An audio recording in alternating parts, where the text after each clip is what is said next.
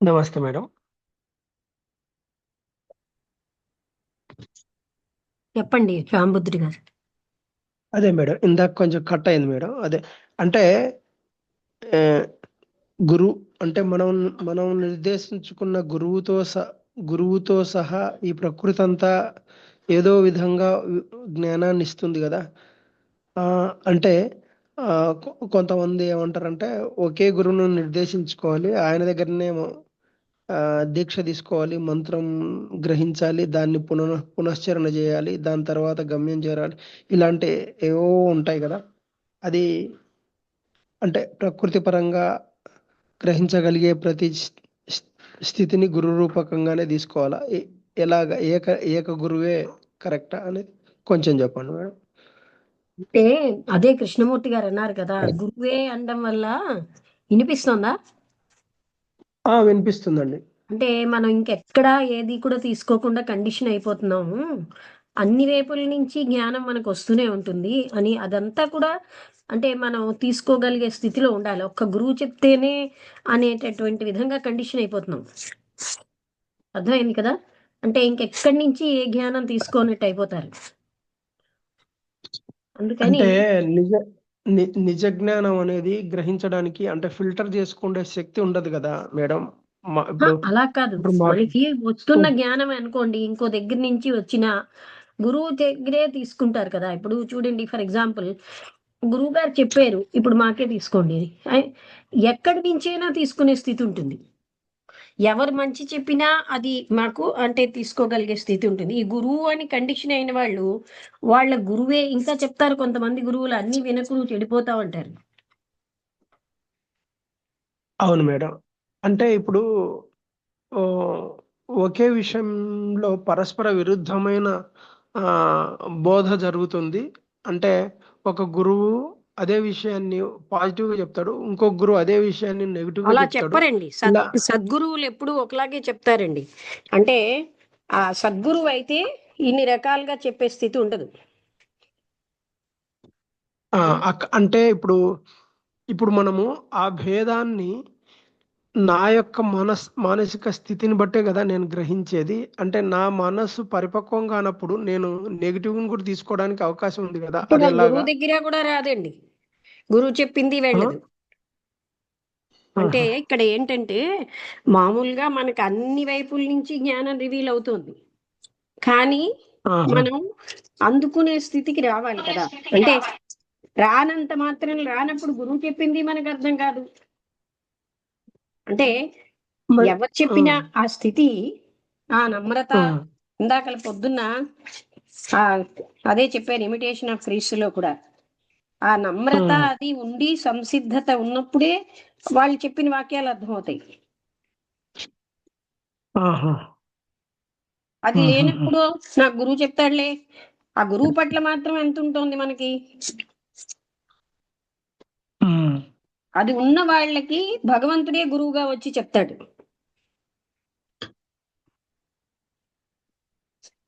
అర్థమైందా? అంటే భగవంతుడు అంటే అప్పటి వరకు సరైన జ్ఞానాన్ని తీసుకుండే రిసీవర్స్ మనలో రావు అన్నట్టు, అంతే కదా? మనలో కూడా దానికి తగిన సంసిద్ధత. అందుకనే భగవత్ ఇవాళ పొద్దున్న ఇమిటేషన్ ఆఫ్ క్రిస్ట్ చదివాం. అందులో ఏంటంటే భగవత్ మార్గం అన్నది అది మతపరమైన మార్గం అని వాడారు. అది ఎప్పుడూ కూడా కష్టతరంగానే ఉంటుంది. అది ఎప్పుడూ వడ్డించిన విస్తరలా ఉండదు. జీవితం కష్టతరంగానే ఉంటుంది. అయినా కష్టం తన స్వార్థం కోసం కాకుండా అందరి కోసమును దైవం కోసం పడే కష్టానికి అంటే దైవ ప్రాప్తికని అతని వాక్యాల్లో చెప్తున్నాను. దానికి ఎప్పుడు సార్థకత ఉంటుంది అని అంటారు. ఉమ్. అంటే ఇక్కడ మనం ఏం చేస్తున్నాం అంటే గురువు ఉన్నాడులే అన్న ధీమా అయిపోతుంది. అలాంటి వేలో కూడా అయిపోతారు కదా. అవును మేడం. ఆ తర్వాత గురువుని ఎలా చూడాలో ఏం తెలుస్తుంది చెప్పండి. ఉమ్. అంటే లోపల నమ్రత సంసిద్ధత లేని వాళ్ళు సద్గురువు దొరికినా ఉపయోగించుకోలేరు. ఇప్పుడు నమ్రత సంసిద్ధత రావాలి అంటే ఆ అంటే ఆ వాల్యూ తెలియాలి కదా అది మేడం. అది ఆ ఏమోని వాల్యూ గురువు వాల్యూ వల్ల రాదు. అది ఉన్న వాళ్ళకే సద్గురువు యొక్క కృప కూడా కలుగుతుంది. గురువు ఉన్నా అవి లేకపోతే లాభం ఏమిటి? వాళ్ళు గురువు ఉపదేశం కూడా పొందడానికి అర్హులు కాదు. ఉమ్, అది ఎవరి వల్ల కాదండి, ఎవరంతటి వాళ్ళకే అది. కొన్ని సంసిద్ధతలు మనలో ఉంటే కదా ఏదైనా స్వీకరించగలం. ఉమ్. నాకు నా హితవు చెప్తున్నాడని కూడా వాళ్ళకి తెలియదు. అంటే ఇప్పుడు సత్యాన్ని సత్యంగా గ్రహిస్తున్నాము అని మనకెలా తెలుస్తుంది? అంటే ఒక్కో దగ్గర సత్యాన్ని సత్యంగా గ్రహించగలిగే స్థితి లేనప్పుడు మరి ఎలాగ మేడం? అంతే, వాళ్ళకి అందుకే కదా అదే చెప్తున్నారు పొద్దున్న ఇమిటేషన్ ఆఫ్ క్రీస్తులో చాలా ముఖ్యమైన విషయాలు చెప్తున్నారు.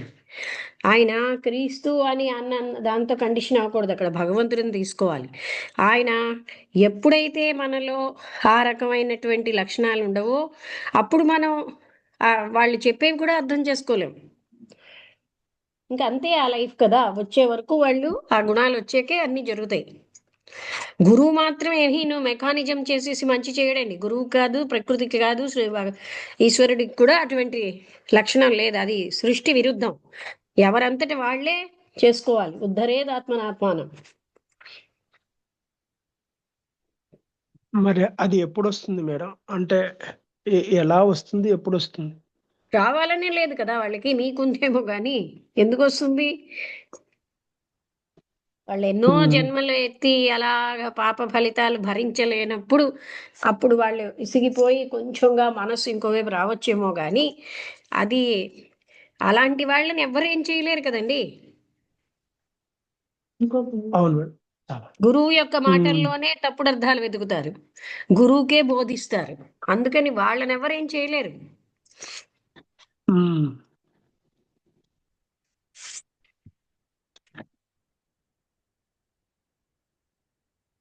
వాళ్ళ గతి అంతే మరి. అంటే అంటే అంటే ఇది క్రమంగా పరిపక్వత రావాల్సిందే గాని అది వాళ్ళని బట్టి ఉంటుందండి, వాళ్ళ పురుష ప్రయత్నం మీద. అదే ఇన్ ద ఔటర్ కోట్ అనే పుస్తకంలో కొంతమంది చుట్టూరా తిరుగుతారు, ఎటు వెళ్తున్నారో తెలియదు. కొందరు 2 అడుగులు ముందుకి 4 అడుగులు వెనక్కేస్తారు. కొంతమంది ఇది వెళ్ళాలి అని తెలుసుకుని తిరుగుతారు. కొంతమంది షార్ట్ కట్ లో వెళ్ళిపోదాం, అక్కడ టెంపుల్ ఉందని వాళ్ళకి లక్ష్యం తెలుస్తుంది కనుక కష్టతరమైన మార్గమైనా తిన్నగా ఎక్కి వెళ్ళిపోతారు కష్టపడి. అది సింబాలిక్ గా చెప్పారు. సింబాలిజం అంటే ఈ చుట్టూ తిరుగుతున్నారంటే వాళ్ళకి ఇది ఎందుకు జీవించేమో ఎందుకు జన్మెత్తేమో తెలియక ఉన్న వాళ్ళు కొందరు. కొంతమంది కొంచెం తెలుసు ముందుకు వెళ్తూనే ఉండాలని, కొంతమందికి ఇది కాదు మన లక్ష్యం, వాళ్ళ టెంపుల్కి వెళ్ళాలి కొండ మీద ఉన్నదని వాళ్ళు ఏం చేస్తారు, కష్టతరమైన మార్గమైనా అది తీసుకుంటారు. అందుకని ఇన్ ద ఔటర్ కోట్ అని బిసెంట్ చాలా సింబాలిక్ గా రాశారు. అదే బాహ్య ప్రాంగణం ఆయన అనువదించారు కదా. అదీను ఇంకా నిన్న కొన్ని పుస్తకాలు పెట్టారు, అవన్నీ మీకు పెట్టాను. అవును మేడం, చూశాను నేను. కొన్ని కొన్ని పుస్తకాలు నా 10 దగ్గర రూపాయలు ఉన్నాయి. చూసారా, కుండలిని అన్నది 30 రూపాయలకి ఇస్తున్నారు.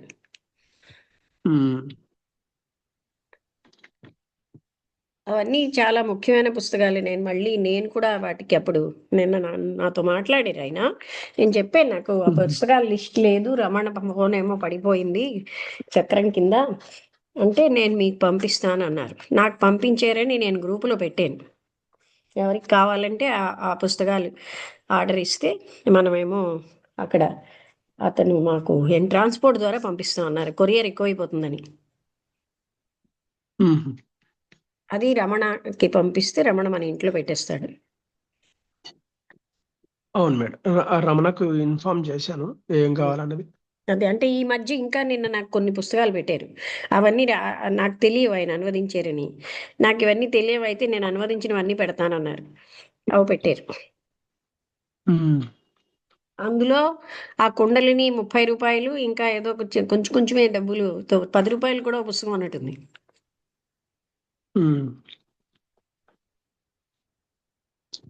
కుండలిని కూడా తీసుకోమంటారా మేడం? అంటే ఇది థియోసాఫికల్ గా వాళ్ళు నేను చదవలేదండి అది. అంటే అన్ని పుస్తకాలు చదవలేదు నేను కూడా. మ్యాన్ విజిబుల్ అండ్ ఇన్విజిబుల్ అన్న పుస్తకం చాలా అంటే దృశ్య అదృశ్య మానవుడని లెడ్బీటర్ గారు యోగ దృష్టిలో చూసి రాశారు. కోపం వచ్చినప్పుడు మనిషికి ఎలాంటి కలర్స్ ఉంటాయి, ఆ శరీరం ఎలా వికృతంగా ఉంటుంది, అలాగే మిగతా అంటే ఇన్విజిబుల్ మనిషి లోపల ఉంటాడు. అలాగే ఇంకో ఉమ్, పుస్తకం ఉందండి, తను అనువదించలేదు, హిడెన్ సైడ్ ఆఫ్ థింగ్స్ అని. అంటే కనబడే వాటికి ఆ, అదృశ్యంగా ఉన్న విషయాలని. అంటే ఫర్ ఎగ్జాంపుల్ ఒక ఉమ్, మహాత్ముడు ఉపయోగించిన పెన్ ఉందనుకోండి, దానికి పవర్ ఉంటుంది, అది హిడెన్ సైడ్. అన్ని పెన్నులే, మహాత్ముడు వాడిన పెన్నుకి ఆయన వైబ్రేషన్లు ఉంటాయి. ఉమ్. అలాగే మంచి సంకల్పంతో ఇచ్చిన భోజనం ఒక ప్రసాదం. అలాగా ఎన్నో ఉంటాయి హిడెన్ సైడ్స్ అన్ని. మనం వాటిని పట్టించుకోవడం మానేసాం ఇప్పుడు. హిడెన్ సైడ్ ఆఫ్ థింగ్స్ అంటే కనబడేదే కాదు, కనబడనే ఎన్నో ఉన్నాయి. అది కూడా ఒక పెద్ద గ్రంథం రాశారు రెడ్బీటర్ గారు.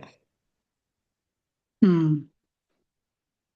నేను ఎప్పుడో ఈఎస్ మెంబర్ అయిన కొత్తలో ఒక పెద్ద ఆయన చెప్పారు, man visible and invisible, hidden side of things, ఇవన్నీ చదువు అని. అంటే నాకు కొన్ని అనుభూతులు చూసి. ఆహా.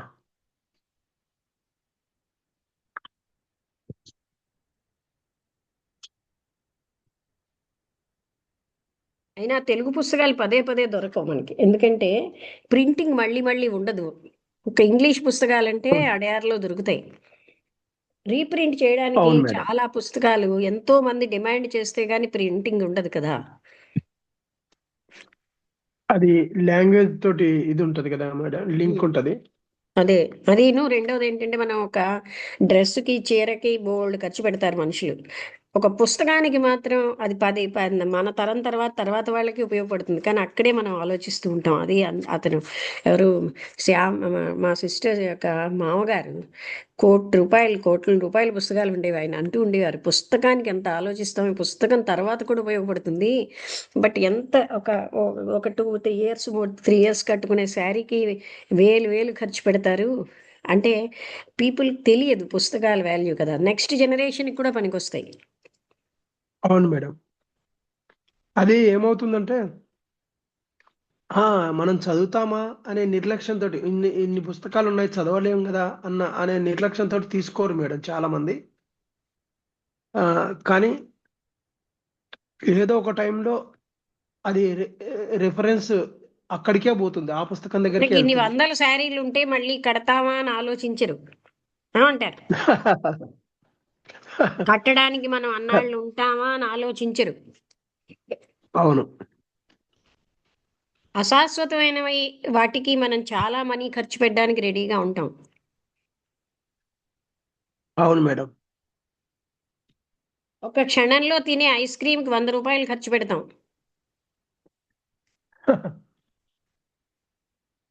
ఫర్ ఎవర్ నెక్స్ట్ జనరేషన్ కూడా పనిచేస్తుందన్న వాటికి మనం ఎంత ఆలోచిస్తామో. అవును మేడం. ఆయన దొరలా ఉండేవారండి. ఆయన నాకు ఒక ఉమ్, ఫ్రెండ్ ఉమ్, అయ్యారు. ఆయన అంటే వాళ్ళ అమ్మాయి నా క్లాస్మేటు. అప్పుడు ఉమ్. వచ్చేవారనమాట. అతను చెప్తున్న మాటలు నాకు అలా అనిపించేవి. చాలా అంటే చిన్న వేలో మాట్లాడేవారు, కానీ చాలా పెద్ద సత్యాలు అనిపించింది. అది ఏంటంటే, నేను సౌరీస్ గారి దగ్గరికి ఆయన తీసుకెళ్తుంటే, ఆయనకి చలం గారి ఫ్రెండ్ట. అయితే దారిలో ఉమ్. ఏమో ఈ కొళాయిల కోసం అందరూ తగులాడుకుంటుంటే అన్నారు, government can provide 1 tap for 1 house, కానీ అలా చెయ్యరు వాళ్ళు. అలాగే ఆయన లైబ్రరీకి వెళ్తే ఫ్యాన్ పడిపోతుందని మున్సిపల్ ఆఫీస్లో కంప్లైంట్ ఇస్తే, పడనిండి అప్పుడు చూద్దాం అన్నారు. అంటే ఎవరి నెత్తి మీదో పడ్డాక. అవును మేడం.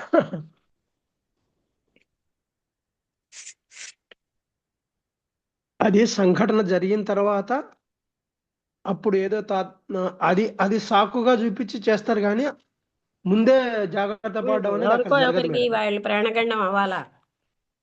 ఆ, అందుకని ఆయన చెప్పిన వాక్యాలు నాకు అదే అనిపించేవి. ఒక శారీకి, ఒక అశాశ్వతమైన వాటికి మనం ఎంత డబ్బైనా ఖర్చు పెడుతున్నాం, ఒక శాశ్వతత్వానికి ఖర్చు పెట్టాం. అవును మేడం.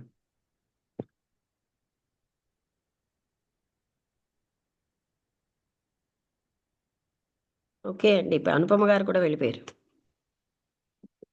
గురువు కోసం అది అన్నది. అంటే మనం కండిషన్ అయిపోతాం. కండిషన్ అయినప్పుడు వాళ్ళకి ఎక్కడా ఏది మా గురువే అంటూ అది కూడా కరెక్ట్ కాదు కదా. అన్ని వైపుల నుంచి తెలుసుకోగలిగే స్థితికి ఉండాలి మనకి. అంటే అది సత్యాన్ని ఉమ్. తెలుసుకోగలిగే దాని లెక్క అదే మనం క్లోజ్ అయిపోకూడదు. అదే మేడం, కండిషన్ కాకూడదు. ఉమ్.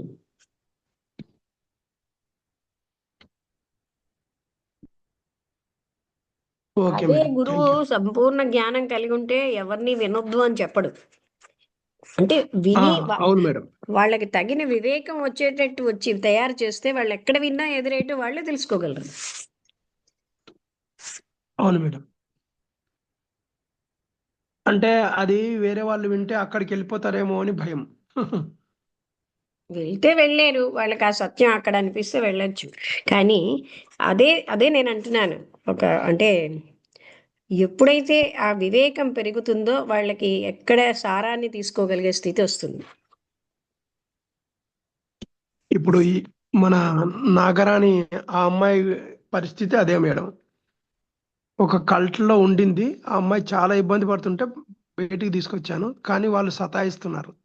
ఉహు. నీకు నీకు ఆ పాపం వస్తుంది, ఈ పాపం వస్తుందని మెసేజ్లు పెట్టడం, సతాయించడం. ఉమ్.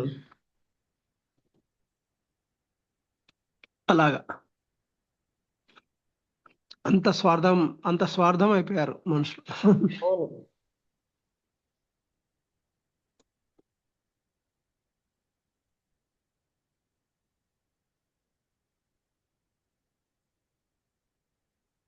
అక్కడ కండిషన్ ఏంటంటే ఆ గురువు గారి తప్ప వేరేది ఏది చదవకూడదు. అదే ఆ గురువు మంత్రమే జపించాలి. ఇక్కడ పాజిటివ్నెస్ వచ్చేస్తుంది. ఉమ్. అంటే తెలుసుకోగలిగే స్థితి వచ్చిన వాళ్ళు ఎక్కడికైనా వాళ్ళు వెళ్ళినా ఏది రైట్ టీచింగ్ అని తెలుసుకోగలరు. రైట్ కాంతి అవును వదిలేస్తూనే మేడం. ఉంటారు. ఒకవేళ రైట్ టీచింగ్ అవును మేడం. తీసుకున్నారు అనుకోండి, మనకేమి నష్టం? అవును మేడం.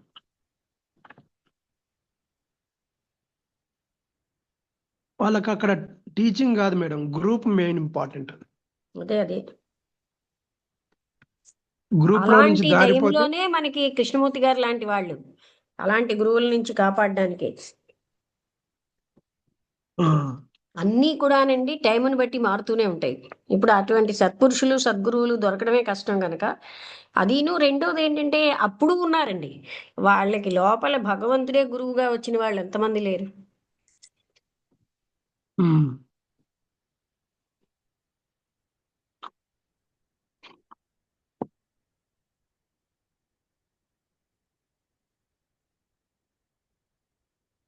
ఓకే అండి, క్లోజ్ చేసేద్దామా? Okay madam. నమస్తే, అనుపమ గారు క్లోజ్ చేస్తున్నాను.